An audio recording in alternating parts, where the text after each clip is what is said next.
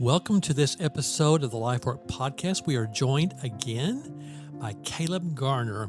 And when last we left our conversation, we kind of had you transition out of high school into college. And you said some things that I want to go back and just kind of maybe clarify a little bit about the job where you learn to serve and how work became an act of service, because to me that is such a profound observation, and to learn that early in life I think is a gift of God. And I want to commend you first of all for your willingness to see your work at that time and your openness to learn that.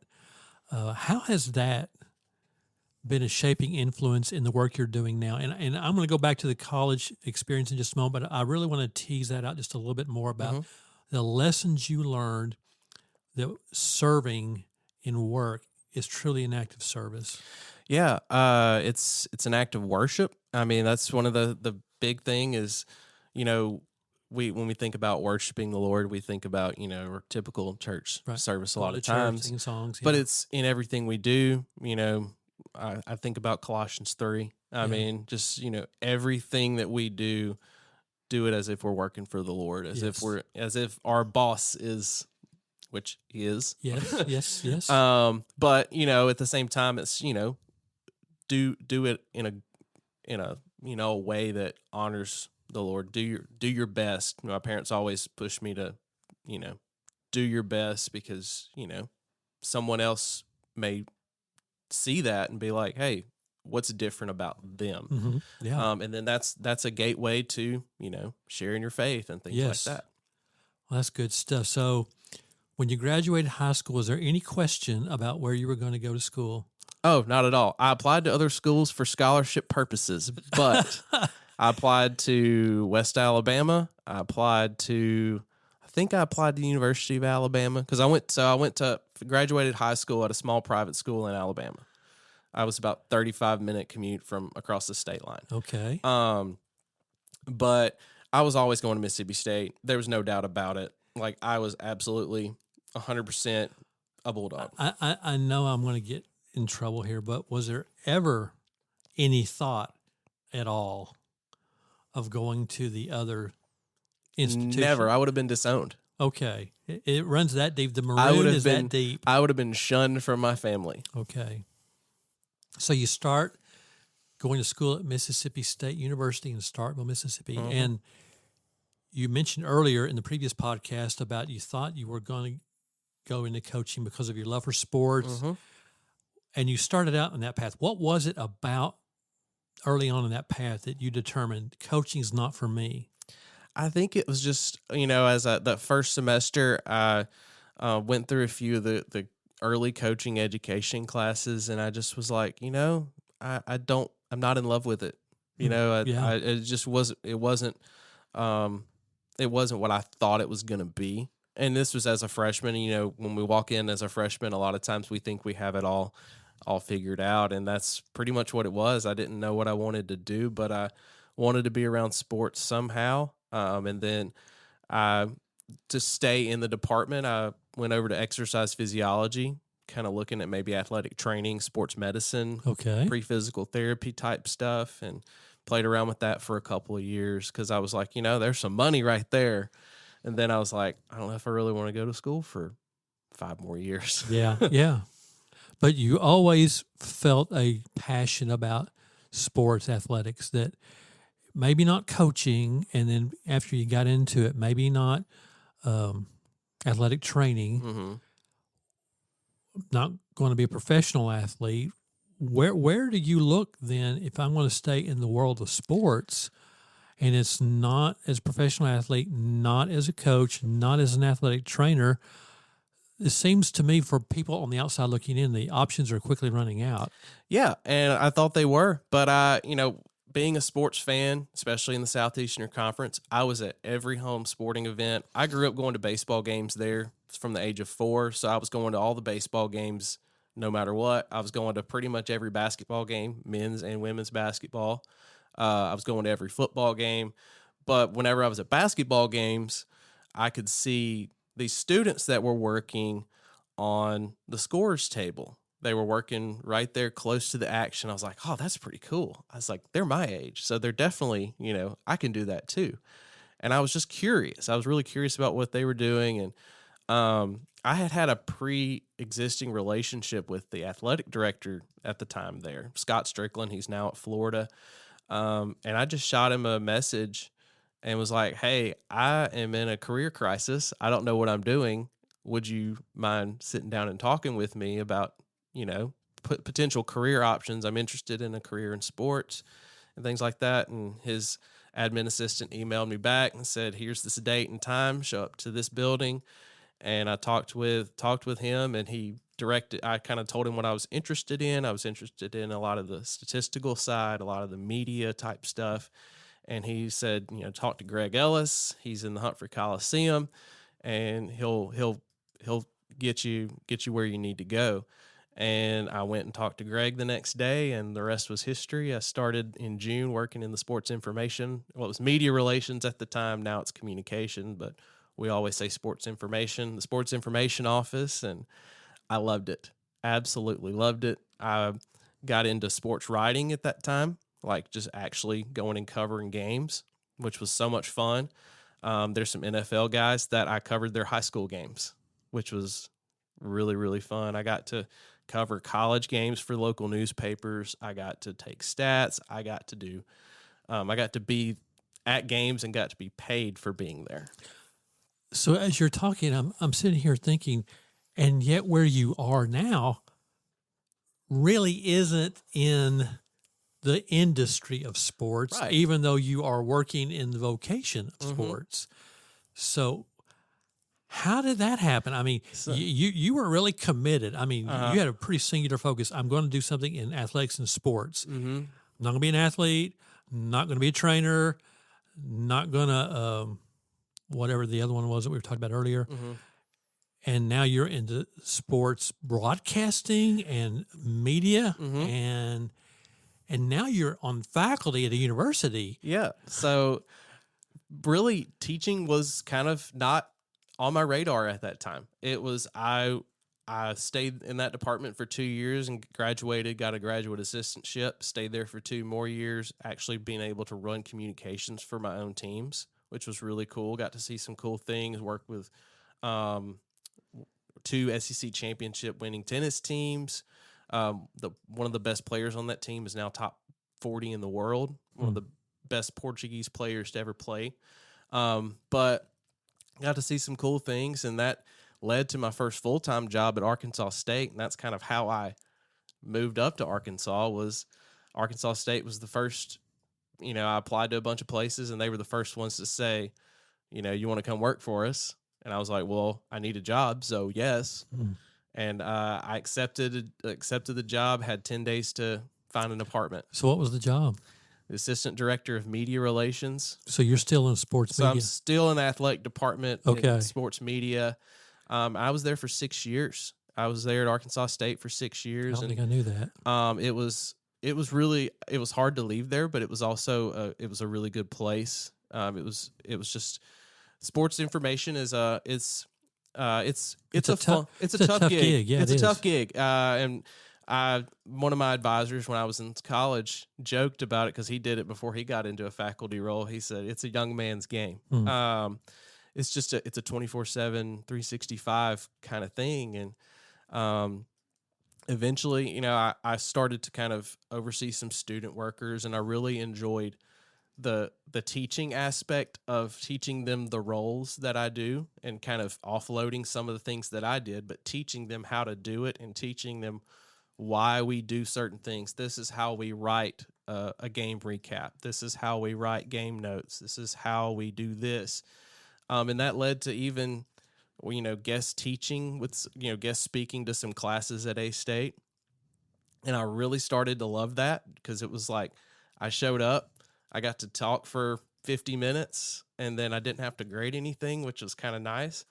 And then this position came along a little bit over a year ago. It was posted, and I had known Carol Halford for for a few years, and I knew she was retiring, and It's funny. This role was not really on my radar until my wife sent it to me, because someone sent it to her thinking, "Hey, this might be a good spot for you," because my wife has a doctorate in education, and it was just, my wife was like, "Actually, my husband would be great for this," and so she sent it to me and said, "You need to apply for this." I was like, it just occurred to me the irony. You didn't want to go into athletic training because of the additional schooling, and yet you are currently working on a doctorate. Yes.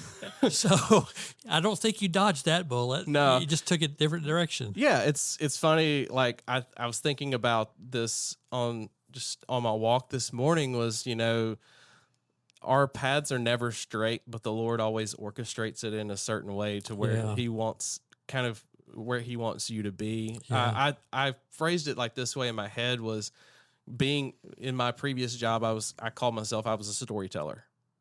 God is He's the chief storyteller. Yes, He is. And so that's kind of where I was a storyteller, but my story is being told by the master storyteller. Wow. And He kind of shapes it the way He wants it. That's good stuff. So you're working on a doctorate in sports management. Yep. What is that, and what do people do with that? So, by the way, I brag on your department all the time. I say yes, and one of our newer programs is one of our fastest growing programs on our campus. We have a lot of students that are studying and looking to graduate in this area, and I often get asked, "What will they do with that?" I think, I don't know. So it's a lot of it's a pretty marketable degree, I would honestly. think so, yeah. Some people would probably say it's not, but I think it is.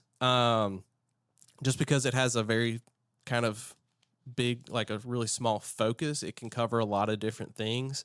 And the one thing, I have a sports management degree, but I have learned a lot of skills through that I could apply to any job. Doesn't matter if it's sports or not. But so if I have this degree, can I coach? Oh yeah, absolutely. If I have this degree, can I go into some kind of business expression in sports somehow? Sports business, sports marketing, communication. Could I be an finance? agent? Absolutely. Could I work for a media team? Mm-hmm. Could I be an athletic director? Absolutely. What could I not do with this degree? That's a good question, because I really think it's kind of a world is your oyster type degree. I mean, you can kind of apply a lot of things that you've learned through it, and that's kind of what I try to bring into the classroom of, throwing in some applied things that they can take to another job. Knowing how to write, that's one of those things that I say you're always going to have to know how to write. Yep. Like, doesn't matter. AI may take over the world, but you're still going to have to know how to write yourself. Yes. And so that's one thing I try to teach them, is it's a basic thing where, you can control your ability to do that skill. And one thing that a lot of former and current sports information directors have always said was they've been able to get a job just about anywhere because, one, they work hard, and two, they know how to do a whole lot of different things, because not only their education, but also their training on the job, they can balance different things like deadlines and things like that. Wow. So, yeah. Or you can be a teacher. Or you can be a teacher at university. Or you can teach join the sports. Faculty. That's right. Yeah. And that's what, with my doctorate, that I'm working on, I really enjoy it, because it's the cohort that I'm in. It's a lot of people from different backgrounds. Some of us are currently teaching at a school.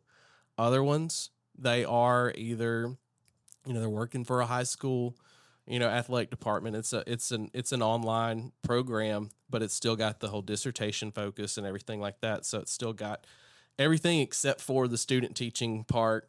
But I'm doing that now, so it's like it kind of covers that a little bit. And so, wow. So if I'm a prospective student and I come to your office and say, Professor Garner, Dr. Garner, soon hopefully, I am uncertain about my major. I think I want to do something in sports or athletics, but I don't know if I want to be a coach. I don't know if I want to do athletic training. What would you tell that student? I would say, well, that's great, because you have plenty of options here. We have a whole array of classes that cover the entire sports industry. We have the entire sports industry. Pretty much, it covers in some way, shape, or form. We have a class for communication, where you learn how to write a little bit. You learn because I teach it. So, I love, teaching kids how to write, Okay. especially in Associated Press style. Okay. We've got legal and ethical, so you can learn how to be a Christ-centered leader, an ethical leader, especially with all the legal challenges that the sports industry is facing today. Yeah. One or two. We could fill an entire separate episode on that. Yes, we could. But we have another class that I teach is organization and administration. So it's a leadership focused class, which I really love because you can really kind of, invest in these upperclassmen students as they are getting ready to become a leader out after graduation. And it's almost like it is what you want to make it. Like if you come in, you say, I don't know what I want to do. I'll say, well, I'll help you learn either what you don't want to do or what you do want to do. Okay. So you said something there that I want to dig down a little bit more, and that is the leadership component. Mm-hmm. And knowing that you are a man of deep faith, how do you view what you do as an expression of your faith? And then how are you equipping or mentoring your students to be Christ-centered leaders in the area of sports management? So kind of going back to a previous conversation of, I go back to Colossians 3 all the time of, working as if you are working for the Lord. I view whatever I do, whether it was in sports information or if it is in my current vocation, doesn't matter what I'm doing. Or I could be, cutting grass at my house. Whatever I'm doing it for somebody else. That's not for me. Mm. It's not at all for me. If it is, my focus is off. It's definitely for the Lord. And that's what I try to remind myself. Sometimes I forget, but I'm also not perfect. So, right. But I try to remind myself that what I'm doing, it's ultimately not for me. It's to serve.